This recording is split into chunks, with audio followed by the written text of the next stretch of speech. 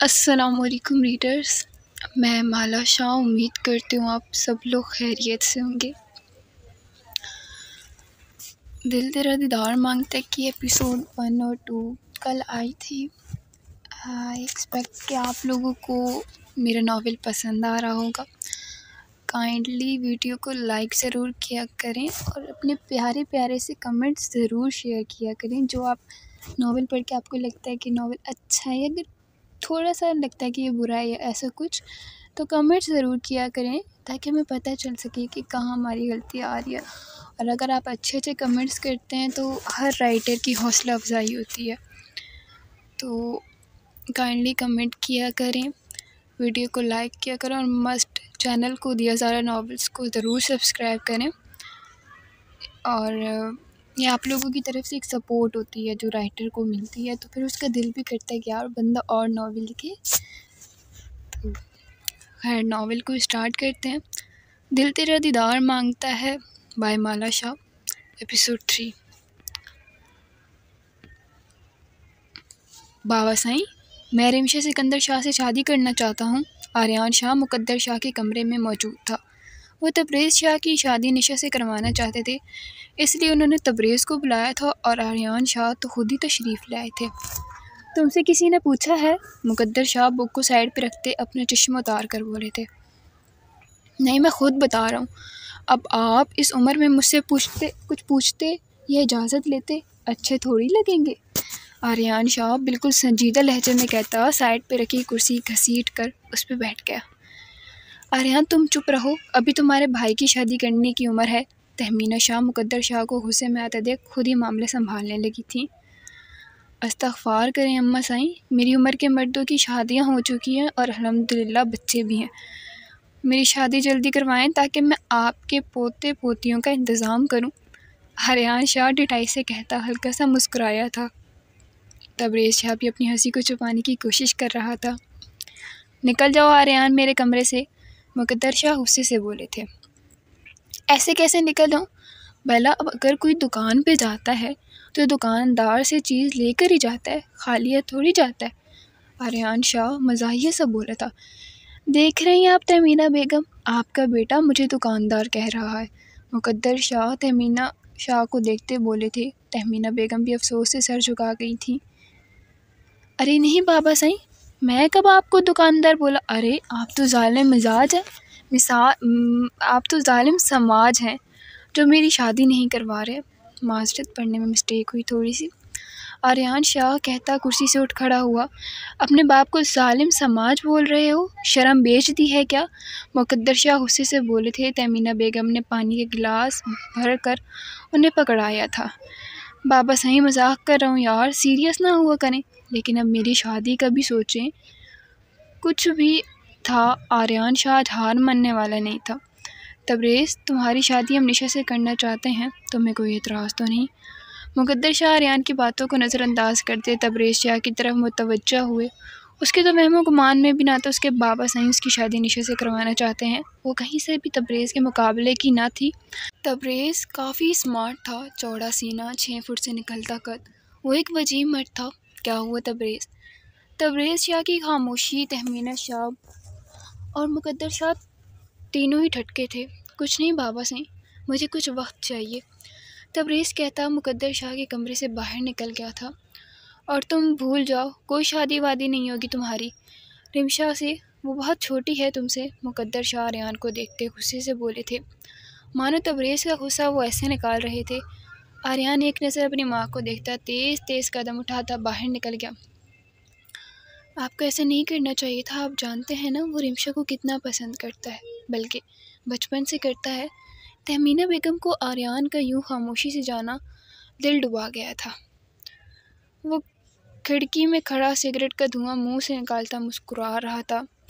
वो जानता था कोई भी नहीं मानेगा। वो रिमशा को अपना बनाना चाहता था, इसलिए उसने एक रात वो कदम उठाया था। वो एक रात। अम्मा साईं, मैं शादी करूँगा तो सिर्फ रिमशा से। तहमीना शाह आर्यान के पास उसकी और शर्मीना की बात करनी आई थी। वो तो भड़क ही उठा था। देखो आर्यान साईं, वो तुमसे बहुत छोटी है। तहमीना बेगम उसे कितने बार मनाने की कोशिश कर चुकी थी।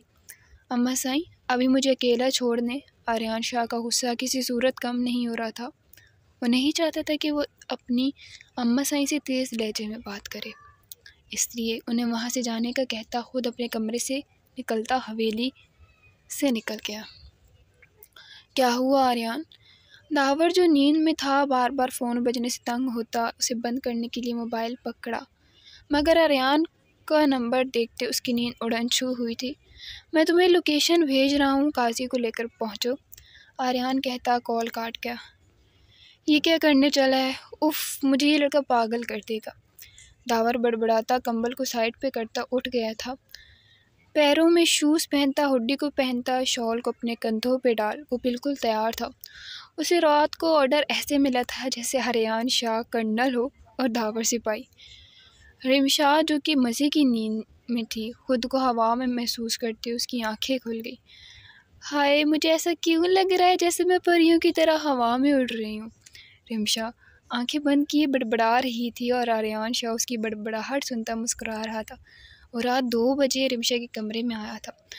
उसे आराम से अपनी बाहों में भरता वो हवेली से बाहर आ गया था, मगर रिमशाह टस से मस न हुई थी। आर्यन आराम से गाड़ी के दरवाजे को खोलता उसे पिछली सीट पे लिटा गया था।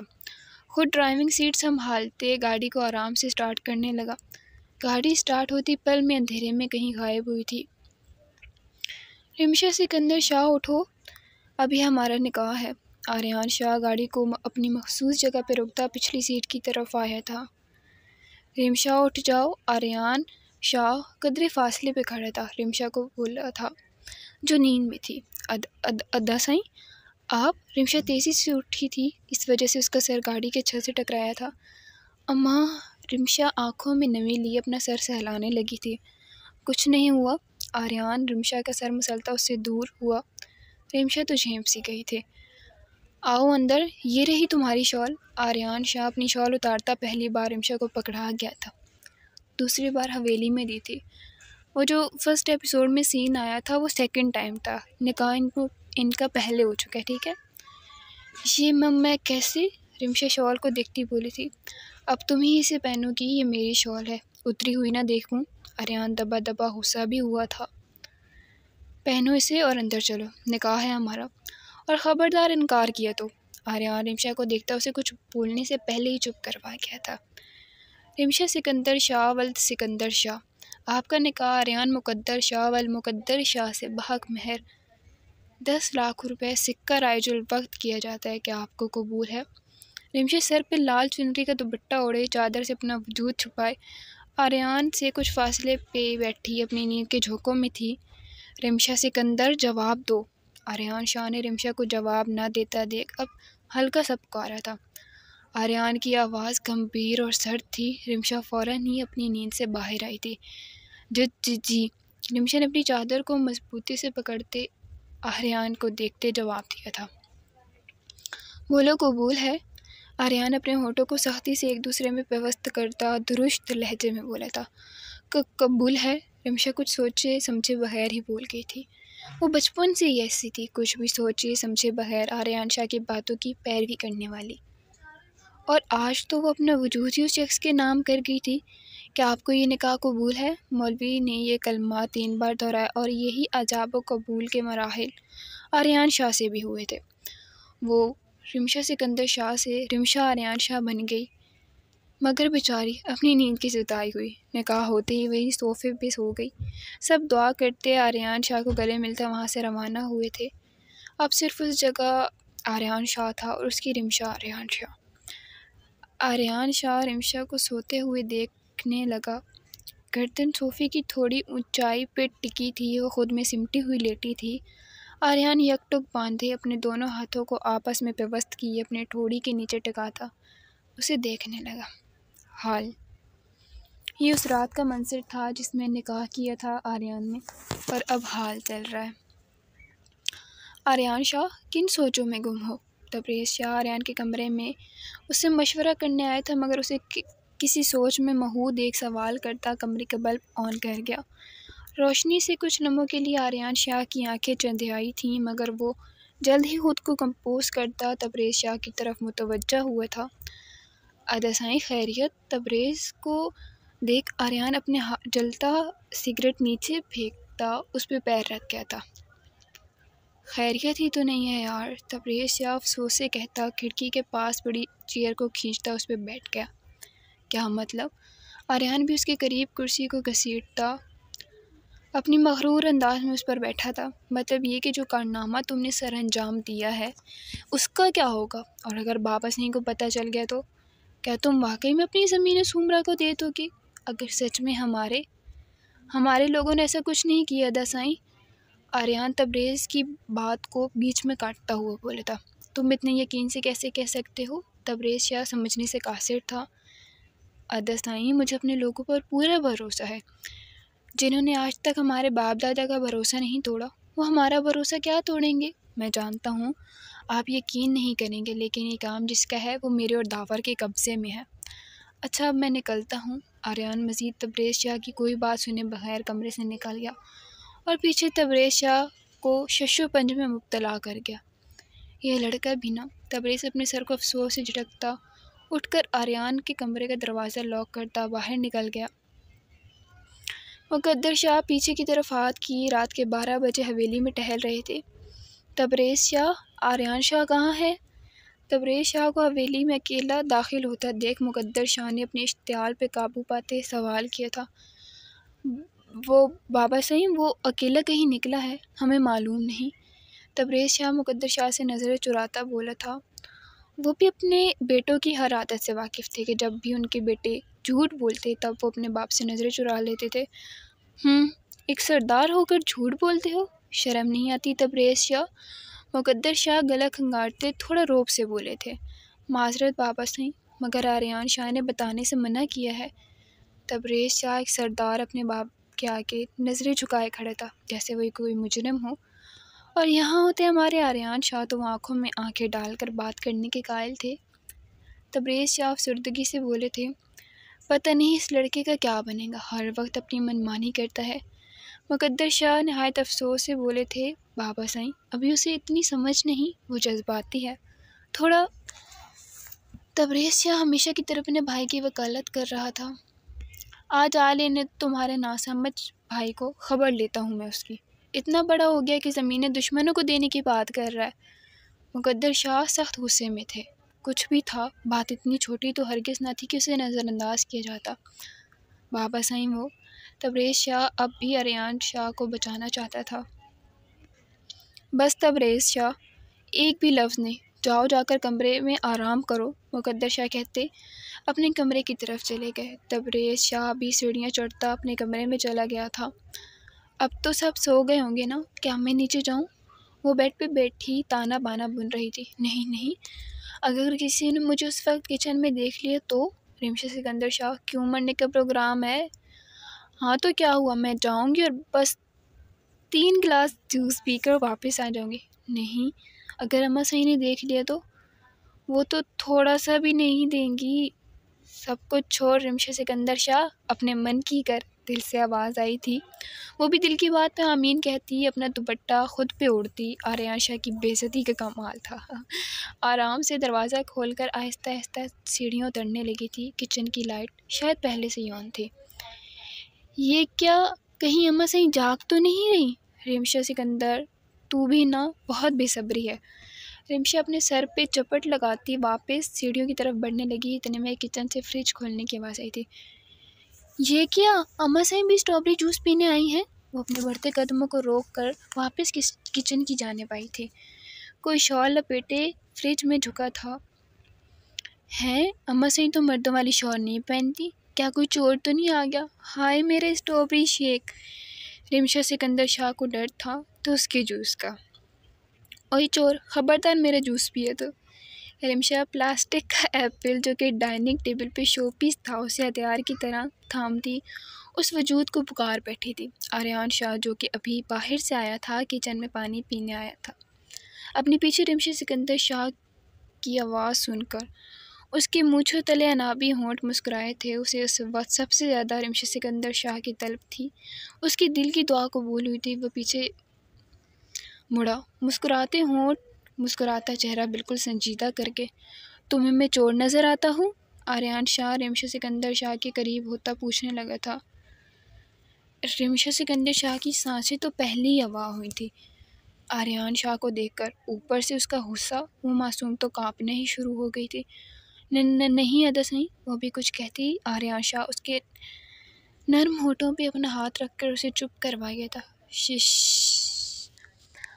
आर्यन शाह अपनी शहादत उंगली उसके मुंह पे रखता उसे चुप रहने का बोला था। अब चोर बोला है, सज़ा तो मिलेगी। आर्यन शाह उसके होठों से ना चाहते हुए भी हाथ हटाता बोला था। कैसी? वो शरारती सी लड़की हमेशा आर्यन शाह के आगे लड़खड़ा जाती थी। बेशक बाद में वो खुद को डांट कर सबक पढ़ाती थी कि ना डरे, मगर आर्यन शाह को देख उसे अपना आप को खुद को पढ़ाए हुए सारे सबक भूल जाते थे। ये मिर्च खानी होगी। आर्यन शाह ने मुड़कर फ्रिज से एक मिर्च निकाल कर रिमशा के सामने की। अब सही हालत में रिमशा की हवाइयाँ उड़ी थीं। उसे मिर्च खाने में ही कम पसंद थी और अब बतौर सज़ा तो उसे हर हाल में खानी थी। कोई और सज़ा दे दें। रिमशा सिकंदर शाह अपने दुपट्टे को सर पर टिकाती मासूमियत से बोली थी। क्या पता इस जालिम को उस पर तरस आ जाए। ना, बस यही। आर्यन शाह पीछे कहाँ हटता था।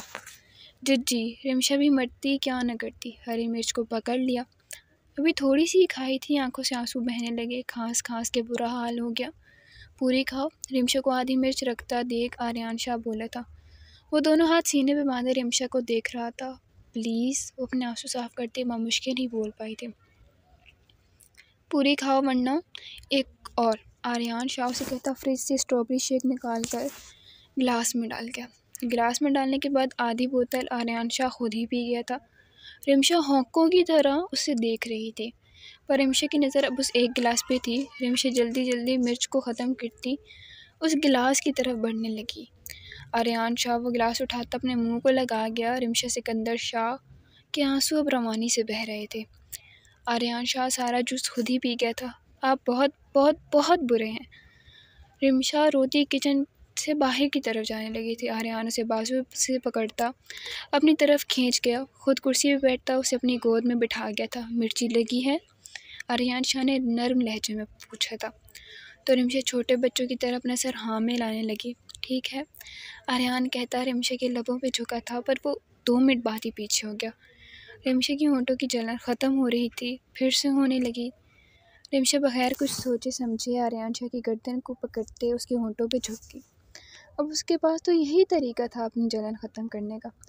कितनी देर बाद रिमशा पीछे हुई। आर्यन की ग्रीन आंखों का मुकाबला करना उसके बस में ना था। वो लाल होती गालों के साथ आर्यन शाह के सीने में ही मुँह छुपा गई। आर्यन शाह भी मुस्कुराता उसके बालों में उंगलियां चलाने लगा। वो कैसा भी था, संगदिल था, सपाक था, मगर रिमशा सिकंदर शाह के लिए बहुत नरम था। वो चाह कर भी सख्त नहीं हो सकता था। एक रिमशा सिकंदर शाह ही तो थी जो बचपन से आर्यन शाह के दिल में मलका की तरह बरजुमान थी। इसी की वजह से तो आर्यन शाह ने पाकिस्तान से बाहर रहकर भी किसी लड़की को अपने करीब ना आने दिया था। रिमशा सिकंदर शाह भी आर्यन शाह के सीने लगी नींद की वादियों में उतर गई। आर्यन शाह को अपने सीने पर रिमशा की भारी सांसें महसूस हुई थी। वो मुस्कुराता उसके सर पे बोसा दे गया। उसे अपनी बाहों में उठाता वो आराम आराम से सीढ़ियाँ चढ़ता रिमशा के कमरे में दाखिल हुआ। रिमशा को वो किसी कांच की गुड़िया के मान छू रहा था। रिमशा को बेड पे लिटाता उस पर कंफर्टर डालकर उसका माथा चूमता बाहर निकल गया। वापस किचन में आकर उसने मिर्चों का भरा हुआ बाउल उठाया और तकरीबन 10 मिनट में उस बाउल में एक मिर्च भी न बची थी। आर्यन शाह का चेहरा और आंखें लाल थीं। इसने पानी के एक गिलास भी न पिया और इसी तरह अपने कमरे में आता बेड पे सो गया। फजर की अजान सुनकर रिमशा की आँख खुली तो वो खुद को अपने कमरे में पाया। रात का मंजर छनाक करके उसके जहन में आया था। ये क्या हुआ था रात में? पता नहीं वो क्या सोचेंगे मेरे बारे में। वो कितनी देर खुद से बहस करती रही और फिर वो खुद को लानत मलामत करती बिस्तर से उठी और फ्रेश होने चली गई। नमाज अदा करके उसने कुरान पाक की तिलावत की। शाह हवेली के मकीनों में सबका मामूल था, चाहे वो छोटा बच्चा क्यों न होता। दावर सुमरो सुबह सुबह अपनी ज़मीनों पे वॉक करने आता। दूर शाहों की ज़मीनों पे वॉक करता आर्यन शाह अगर नज़र आ जाता तो खुद उसके पास पहुंचकर बातें करने लगता। ऐसा ना था कि आर्यान शाह दावर सुमरो को नज़रअंदाज करता था, मगर उसकी नाराज़गी कायम थी पिछले 2 सालों से। आज सुबह दावर को वॉक करते हुए आर्यान शाह नज़र न आया। दावर परेशान हुआ था क्योंकि आर्यान अपनी फ़िटनेस का बहुत ख्याल रखता था और लाजमी सुबह सुबह वॉक पे आता, मगर आज ना आया था। आर्यान क्यों नहीं आया? दावर दिल में सोचता आर्यान को कॉल करने लगा। इतनी सुबह सुबह उसे कॉल करना मुनासिब तो ना लगा था, मगर वो क्या करता। दिल था, दोस्त के लिए तड़प रहा था। हेलो। दावर की कॉल उठाते आर्यान शाह शिद्दत जज्बात से बोलता था, तकलीफ़ अब बर्दाश्त से बाहर थी। हेलो आर्यान। आर्यान शाह, तुम ठीक हो? तबीयत तो ठीक है ना? क्या हुआ है, बताओ मुझे। दावर आर्यान की तकलीफ़ ज़दा आवाज़ सुनता तेज़ी से चुपता शाह हवेली की तरफ बढ़ा। दावर, मेरा मेरा वो रुका ज़रा देर। तकलीफ़ से आंखें मींची, सीना जलन कर रहा था। आखिर वो जुमला मुकम्मल कर गया। दावर के चलने में और तेज़ी आई थी। शाह हवेली के किसी मुलाजिम ने दावर को ना रोका था। सब अपने छोटे साईं और उसकी दोस्ती से वाकिफ़ थे। बस बड़े ही थे जो जान के भी अनजान बने हुए थे। आर्यान शाह। दावर शाह हवेली में दाखिल होता उसे पुकारता उसके कमरे की जानिब आया था। मुख्तियार शाह, मुकद्दर शाह और सिकंदर शाह के वालिद, जो कि पीछे लॉन की तरफ बैठे चाय पी रहे थे, किसी को आर्यान शाह पुकारता देख अंदर की जानिब बढ़े। आर्यान, क्या हुआ है? दावर आर्यान के कमरे में दाखिल होता लम्हे के 1000वें हिस्से में उस तक पहुँचा था। आर्यान उल्टा लेटा था। सीने की जलन शिद्दत इख्तियार कर चुकी थी। हल्का सा सीधा होते दावर को देख हल्का सा मुस्कुराया था। दावर आर्यान के मामले में ऐसा ही था। हर तकलीफ़ में सबसे पहले पहुंचने वाला, मुश्किल वक्त में शाना बशाना रहता। यार, सीने में जलन थी, बस इसी वजह से नहीं आया आज। आर्यान खुद को हद दर्जा नॉर्मल रखते बोला। उफ आर्यान, डरा दिया। दावर मुस्कुराता आर्यान की तरफ बढ़ा और उसके साथ बेड पे बैठा। हा, इतनी अजीज़ है मेरी जान। दर्द को बर्दाश्त करते आर्यान शाह कहका लगाकर बोलता, खुद से ज़्यादा तुम्हारी जान अजीज़ है दावर। दावर आर्यान के हाथ को पकड़ के बोला था, बस रहने दो, जो तुमने किया है। आर्यान पल में संजीदा हुआ था। वो अपना रुख दूसरी तरफ कर गया था। यार आर्यान। दावर अभी कुछ बोलता कि मुख्तियार शाह आर्यान के कमरे में दाखिल हुए थे। कैसे हो जवान, कैसे आना हुआ? मुख्तियार शाह रोबदार आवाज़ में कहते काउच पर बैठे थे। वो दादा साईं, आर्यान की कमी महसूस हो गई तो आ गया। दावर कहना चाह रहा था कि आर्यान की तबीयत नहीं ठीक, मगर आर्यान के इशारे से अजीब बात बोल गया था। क्या मतलब कमी महसूस? मुख्तियार शाह एक टांग पे दूसरी टांग को रखे अपनी सिंधी शॉल दुरुस्त करते बोले थे। वो ये आज वॉक पे नहीं आया ना, जब भी अच्छा मुझे इजाज़त दे, पंचायत का वक्त होने वाला है। दावर से मज़ीद वहाँ बैठ के दादा सिंह की नज़रें खुद पे मशकूक महसूस करना मुहाल हो रहा था, इसलिए वो जल्दी से उठा। अरे ऐसे कैसे मेहमान हो शाहों के, जब्बार सुमरों की तरह तो नहीं हूँ मैं। दादा साईं ना चाहते हुए भी दावर के दादा का जिक्र कर गए थे। दावर ने मुख्तियार शाह की तरफ देखा। कुछ तो था उनकी नज़रों में, टूटा हुआ एतमाद, भरोसा, हसरत। कुछ नहीं, बल्कि बहुत कुछ था उनकी नज़रों में। दावर समझ न पाया था। नहीं दादा सिंह, फिर कभी। अभी के लिए माजरत, मुझे इजाज़त दें।